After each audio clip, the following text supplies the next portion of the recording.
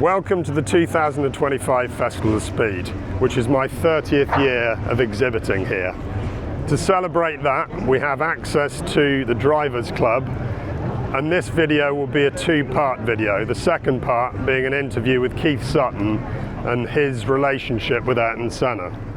So please remember to like and subscribe so that you're informed when the second video comes out. Anyway, let's go into the Drivers Club and see what we can see.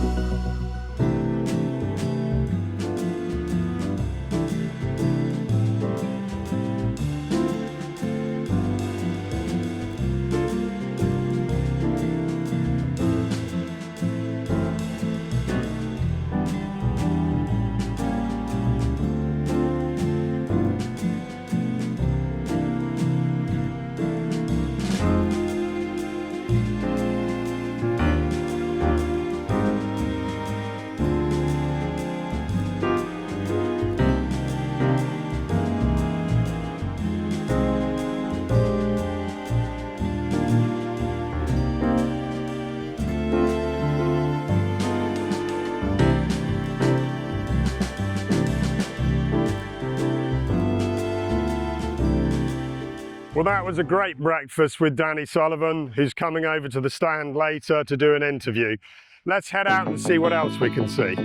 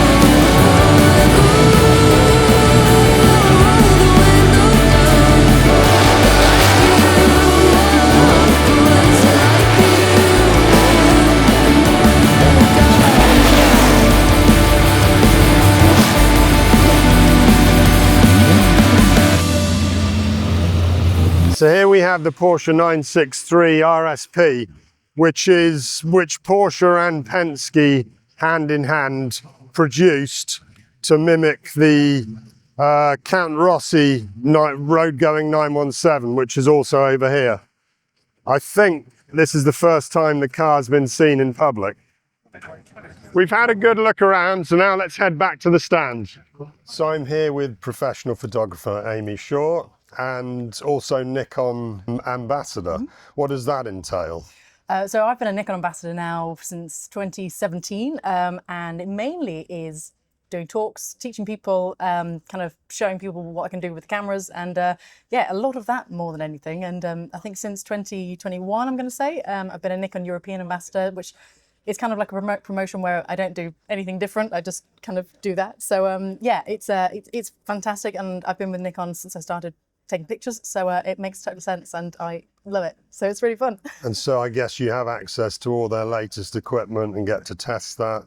Yes, I do. However, if I ever want to get some of the gear from them, I still have to wait in line. So I still have to wait quite a while to get the stuff. But I have to say, they do look after me really, really well. So I've just got a new lens, a 35mm 1.2, beautiful prime lens, and that's what I'm using to shoot here today. And yeah, it's a gorgeous creamy lens. And do you collect cameras yourself?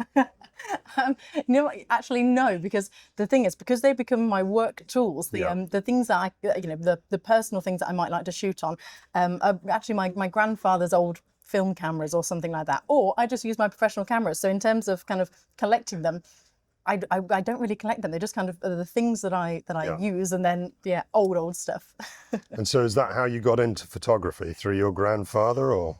I suppose, in effect, yes. So my grandfather was an artist, and he liked photography himself, which then meant that my dad became an artist and liked photography, which then in turn meant that I have become. I thought I was going to be a fine artist when I was at university, and I ended up realising that I'm quite an impatient artist. So I like the fact that with photography, you take a picture and there is a piece of art you have created immediately, and I really liked that. Was the buzz that I got from that. Yeah. And so when I was at university, I didn't actually think you could be a professional photographer. I'd never met one that actually did it and made a living without a second job or a spouse to support them. So I just thought, oh, you know what, I'll just do that for fun, and then we'll just, I might do the odd wedding at weekends.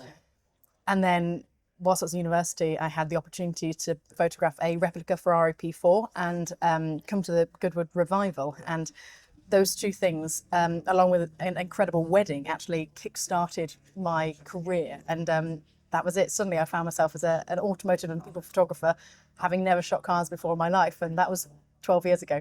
So it's kind of... So my daughter is an art student, not at uni yet, doing a second year of A-levels. She loves photography and obviously loves art.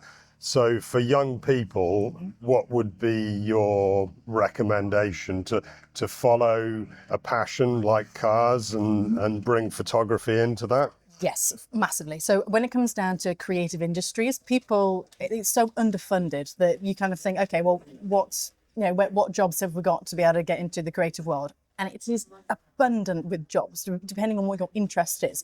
For me, I had two hobbies. Those hobbies are photography and anything to do with cars and motorcycles. And so with photography, you've got to have the second thing to photograph. And so for me, it happened to be my second hobby, which makes it really interesting because I've got a personal, genuine interest in what I'm photographing, which I think comes out in my work. So in terms of anyone wanting to get into the creative world, as long as your daughter and anybody else is following the kind of art and creativity that they enjoy and they want to go down, whether that is graphic design, video, photography, car design, anything from a design point of view, you end up falling into the job or jobs that you feel content in, and you end up moving sideways if you go into a role that's not self-employed.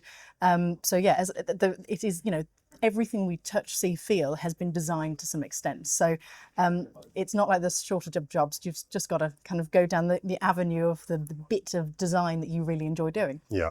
That makes sense. And so here this weekend, you're employed by Bentley, I believe, and which other car companies? So Bentley, Aston Martin, and then a fantastic client of mine called Lucas Hooney, who's a Swiss car dealer. He's a customer of ours. Oh, is he? Superman. I have done many adventures with him, and some, I don't know if there's many in the book, but yeah, because some of them are a bit too special that I've had to kind of keep them quite quiet. So, but they are, yeah, really, really, but you know, all of them are fantastic lines. And yeah, I'm doing a lot with Bentley this year.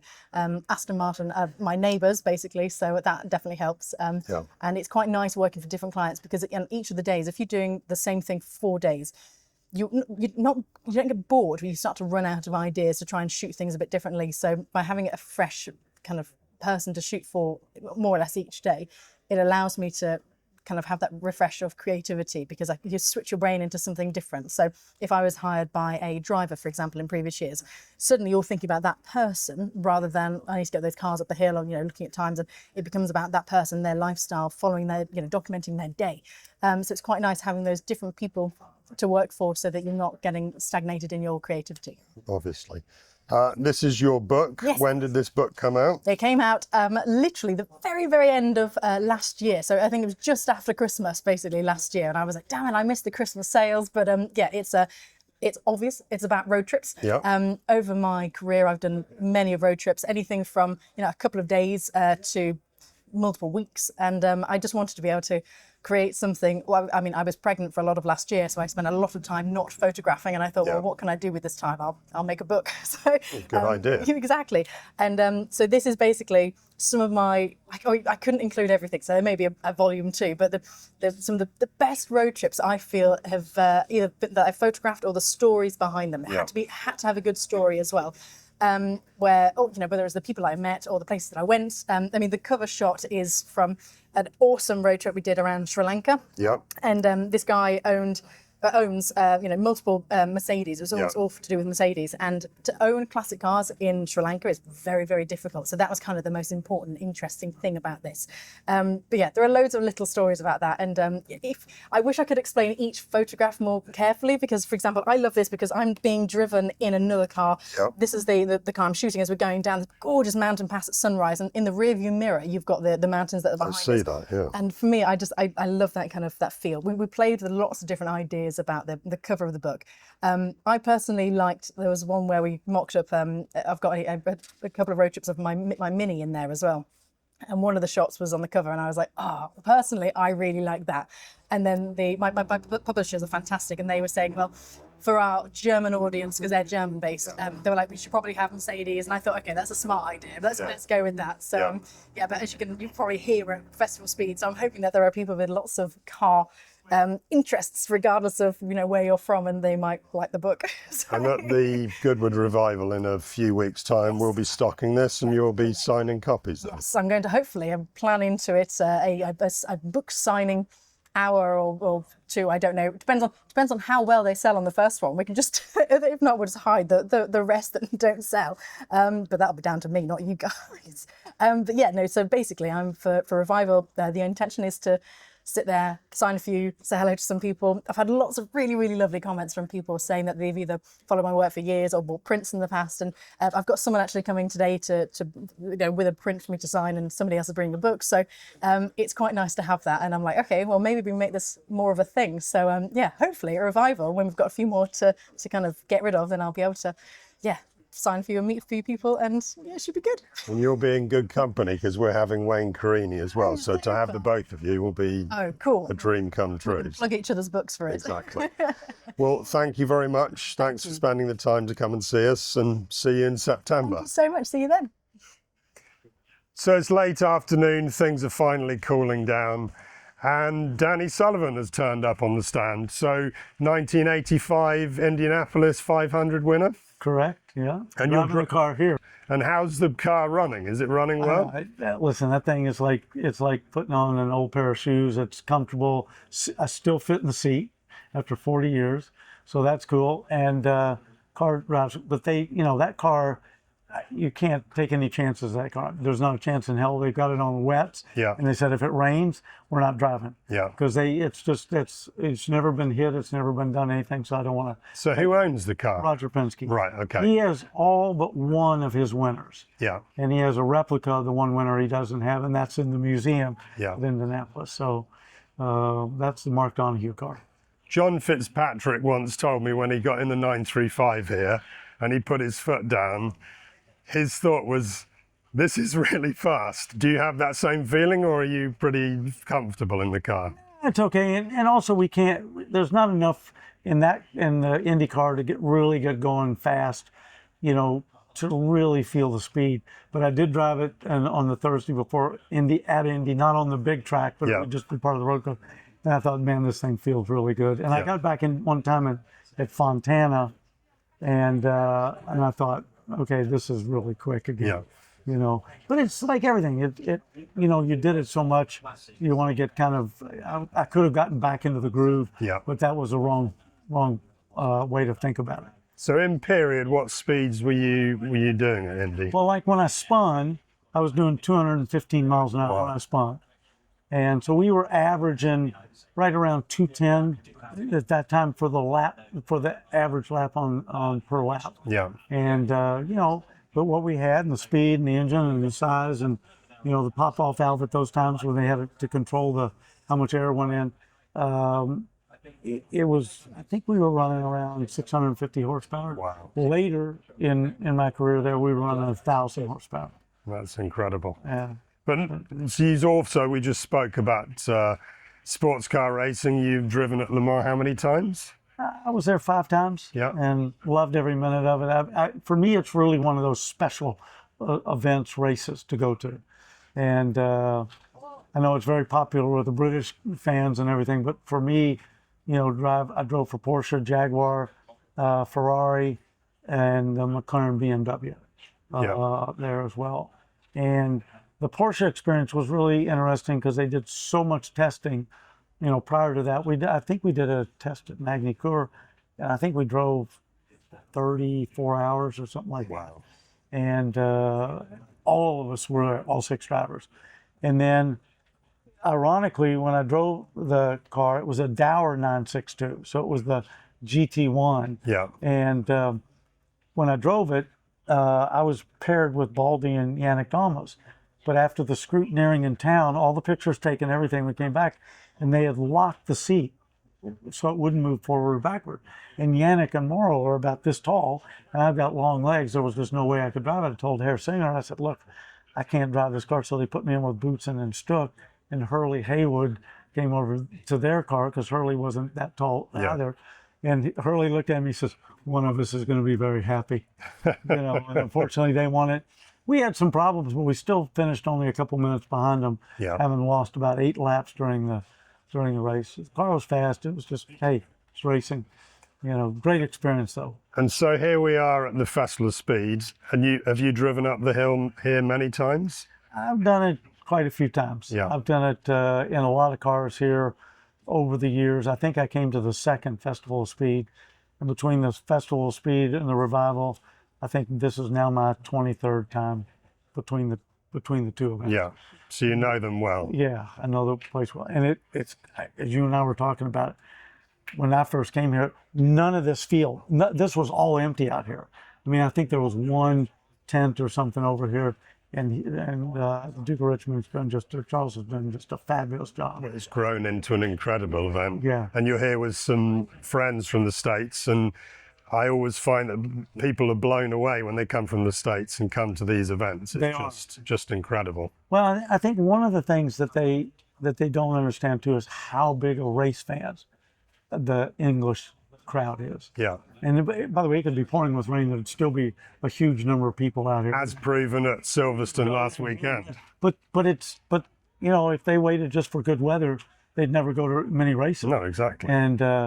And you know, I guess this is what they call glorious Goodwood. No, exactly. You know, and so F1 in the States has become huge now. Big. For many factors. How can IndyCar, what was formerly IndyCar, attract, you know, fan bases like that? Well, I think a couple things happen. Formula One is a global sport, so every country's biggest motorsport event is their Indy 500. Yeah. And so it's already big in a way that I don't think IndyCar can ever get that way because it's just not so global. That's one. When Liberty Media bought it, 2 things happened. Everybody thinks it was all down to Drive to Survive, but what they missed was when they first bought it, they waived all the restrictions on social media. And so when social media was growing as well at the time, what did they buy in 2017? Social media was growing as well, and they caught that upsurge, if you like, of growth from social media. Then Drive to Survive came out, and there was a lot of people that weren't fans of Formula One. A lot of women, in particular, said this is really cool. So I think the combination of that, and then what they've done is they've grown these events to mega events. Each Grand Prix in every country is a mega event. And I think the combination of all that, the manufacturers, the characters that are in it, and so forth, it was a groundswell, and Liberty was riding that. And now they created a lot of that because the people that did Drive to Survive, they didn't really know much about racing. No. And they weren't racers the way we all are. And I think that was a fresh approach to it. Well, I also think that like the NFL, like the NBA, NHL, they understand the American market. And now Formula One's almost become a sport, like, you know. It is. And of course, it helps to have 3 Grand Prix in the country as well. Yeah, exactly. And even though Vegas is a difficult one to go into view, a lot of people go to Vegas because of the event. But so far, they've had 2 fabulous races there. And I think that's made it fun for everybody because the races have been exciting. Yeah. Coda's Coda, and they're all in their own world of what their character is. Miami's a different beast again. Yeah. And I think they've covered East, Central, and the West. Yeah. And I think they've done a tremendous job on it. They have. I don't think the calendar could take a 4th one. No, for Formula One in particular. Yeah. But and then you got Mexico City and Canada. So we've got 5 right there, kind of within an easy flight for most people in North America. Exactly. That makes a big difference as well. Well, thank you for spending some time with us. Pleasure to see you. It's good to see you. Thank you. Thank you. So all these people are waiting for the F1 cars to turn up, but I've got exclusive access, so let's go in.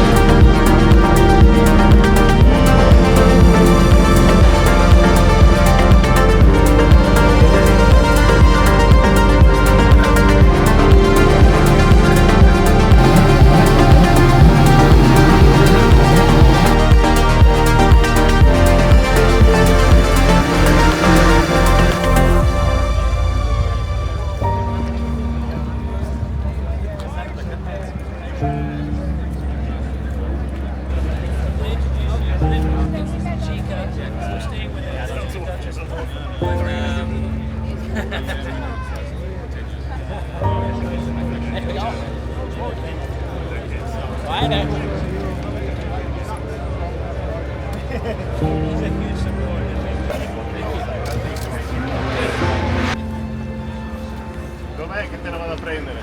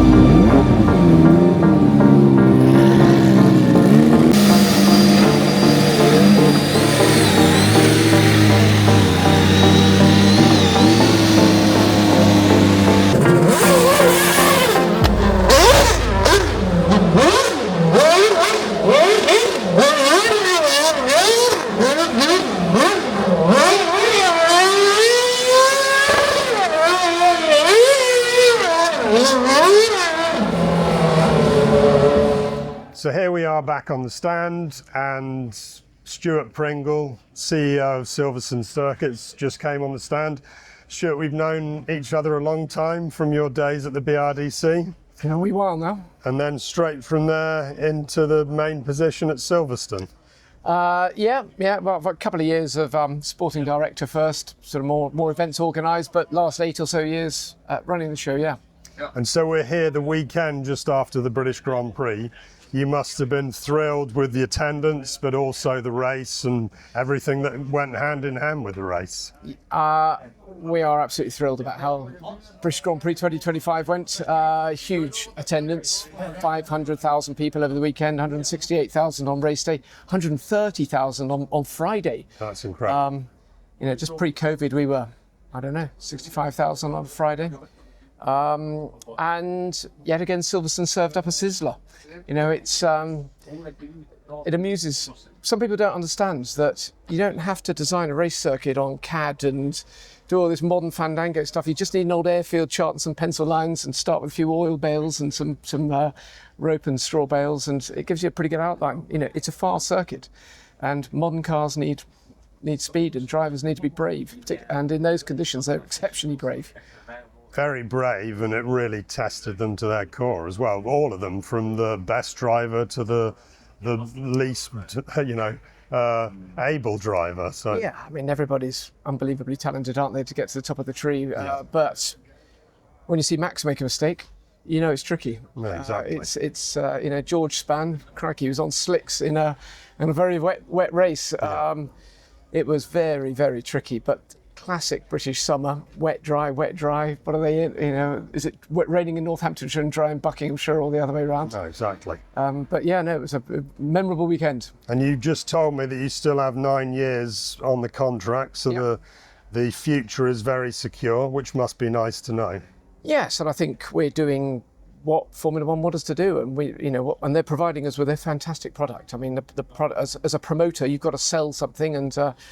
Formula One has never been in better health, and the profile's been raised even further this summer thanks to the Brad Pitt movie, which has been which is a great film. Have you seen it yet? I haven't seen it yet. You need to go and see it. Excuse me, it's so hot in your tent. It is dab very, very my hot. perspiring face. It's a great movie. It's really fun. A lot of it filmed at Silverstone, and the place looks great. And it will introduce motor racing, Formula One, and Silverstone to a whole new audience, which is. And we spoke many years ago when you were new in the job, and the aim was to make Silverstone busy throughout the year. And how are those plans coming on? Very well, thank you for remembering, Ben. What we're doing is not greatly different to what most sports stadia do. Just relying on match days, 19 league matches and a few cup matches if you're a football stadium or rugby stadiums or even motor racing venues. We're lucky in that we are able to play on the pitch every day. So we've got cars going around on the asphalt most days between the end of February and the beginning of November these days. But actually it's using all of our other facilities year round. So we want to, the Formula One Pit and Paddock building is amazing, the wing, but we need to use it for the rest of the year.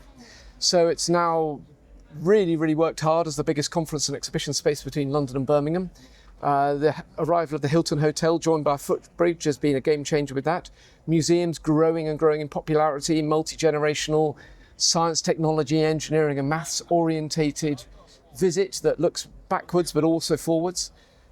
The Escapade luxury residences are open now. We've got a fantastic restaurant. I'll buy you lunch, Ben. Next time you're up. It's a great restaurant. We're going to do behind the scenes tours opening next spring. Kart circuit, international standard kart circuit. So we hope to host the European and World karting finals before too long, but also you and I can go karting with our mates and have our kids go round and round. So that's that's going to bring another aspect to it. Plus all the track days, plus the driving experiences, plus the race meetings every weekend between March and November, and then a bit of cycling, bit of running, those sort of things thrown in. So yeah, it's busy place, but that's what we've been working towards. Yeah, and you've done a fantastic job. I'm sure you'll do the same job. Your other passion is motoring books.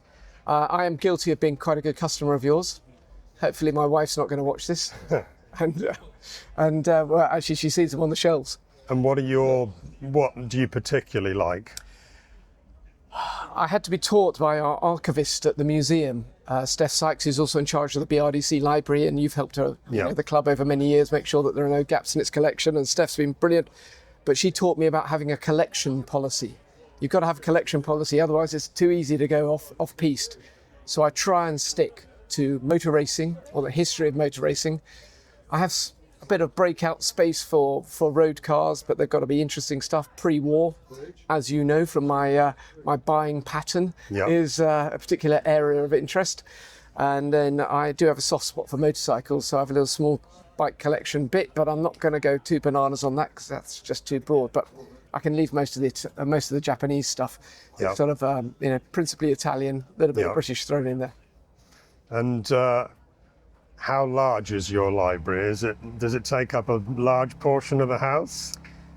Well, it's now got a study come dressing room that it's in, but that was an extension to accommodate it. And I'm waiting. Final piece of the Pringle jigsaw is to build the motor house for the cars and bikes to live, and then I will get some proper shelving down there. That will not be a grubby place. That will be a place where one can watch the Grand Prix, drink the odd glass of wine, and read a book when I have more time to really sit down and work through the back catalogue to catch up with. Sounds good. Well, lovely to see you here. Have a good rest of your day, and pleasure to see you again. Sure. Thanks, Ben. Cheers. So here we are, and a very old family friend, Bob Constanduros, turned up on the stand. Now, Bob, you've been working for the FIA for how many years? Yeah, well, actually, I stopped working a couple of years ago, unfortunately, but until then, it was from about 88 to 2022, something like that. I felt I was the longest serving, although there is a lady called Sandrine Gomez who was there as well, so probably she's longer than me. But otherwise, I reckon I'm quite long. And how many Grand Prix have you been to? Well, over 750. Wow.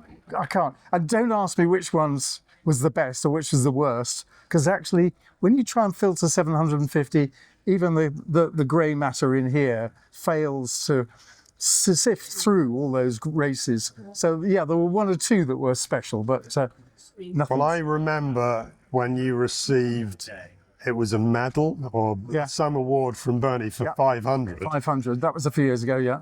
And that doesn't seem that long ago to me. I mean, well, I reckon it was about 10, 12 years ago. Yeah. Yeah, in Barcelona, yeah. And you knew my father from your Radio Le Mans days, and Dad was there timekeeping and managing teams. And I think you met in the beer cellar, you, him, Tom Walkinshaw, on a raucous night. Oh, there were many raucous nights. And I remember Gordon Spice, for example, opposite your sort of father's enclosure, if you like, rally crossing a Rolls Royce around in front of us. It wasn't his, no, it was his Rolls Royce. It was Chris Craft who was driving it. There were, people like that all the time. It was great entertainment, wonderful. And your father saying to Tom Walkinshaw, do you know, if all my heifers were built like you, I'd be a millionaire. And I think that comment is they got on quite well after that. Yeah. So, and also, we all used to stay in the same campsite. That one small piece of grassed area at the back of the pit. Where's that gone? Yeah. Long gone. Yeah. Long gone.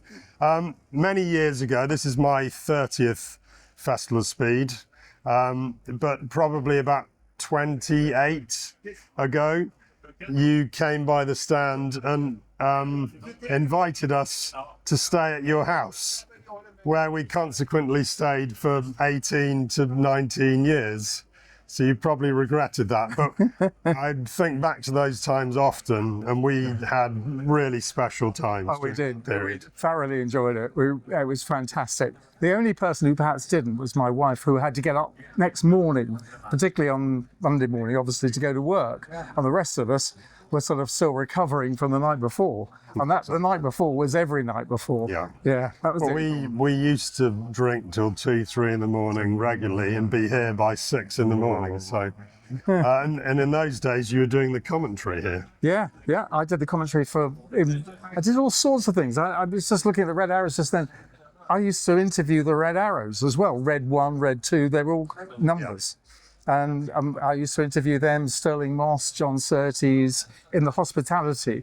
And then before that was the commentary as well. Commentary also, of course, at the circuit as well down the road, which was fantastic. Love that. My uncle was a commentator there before that at St Mary's. So And that's where your passion for commentary really started. Yeah, absolutely. Well, it started at Le Mans, really, because my uncle did the commentary at Le Mans, but he used to like to go off and have a drink with his mates.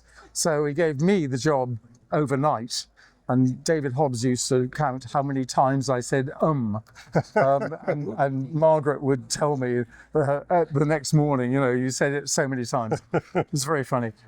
Le Mans was fantastic. I love Le Mans. And I've just seen Justin Bell, and of course his father, Derek, and Tim Schenken, and people like that, all racing together, working together, and David Hobbs, and somebody else. They always used to do a talk in the Café des Onnidières on Sunday night, all about the race. Yeah.